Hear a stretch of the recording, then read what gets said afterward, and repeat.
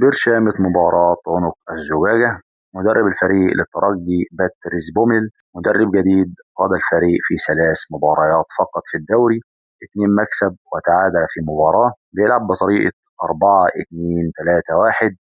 أهم مفاتيح اللعب: وساليا أبو عليا الجزائري لاعب رائع في التصويب من الحركة والكرات الثابتة، مراوغ ممتاز وصاحب عرضيات مميزة جدا جدا. أهم مفتاح لاعب الترجي المهاجم الأبرز فولارندينهم، فرنسي الجنسية، لاعب محطة ومتحرك بشكل كبير، يخرج بالكرة عليه، لاعب مزعج جدا جدا.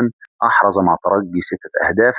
المهاجم البديل دياكيتي، هداف الفريق في دوري الأبطال ب5 أهداف، لاعب مميز بضربات الرأس ولاعب متحرك ومزعج بشكل كبير. عنده 19 سنة. انت مستوعب؟ والأهلي مش لاقي مهاجم.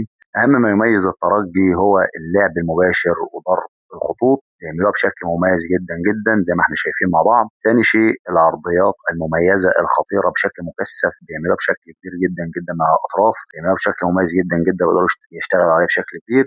ثالث شيء بيعتمد بشكل كبير على المثلثات من الأطراف، ويخشوا بيها لعمق الملعب وبعد كده يحضروا التسديد. واخد بالك يا شنواني؟ أرجوكم بلاش الشنواني. تصويبات غزيرة بمعدل من 5 إلى 6 تصويبات على المرمى في المباراة الواحدة. رابع شيء الكرات الثابتة، عندهم أطوال مميزة جدا جدا وبيقدروا يستغلوها بشكل كبير، فحذاري الأخطاء الساذجة من حوالين ال 18 يا عزيزي.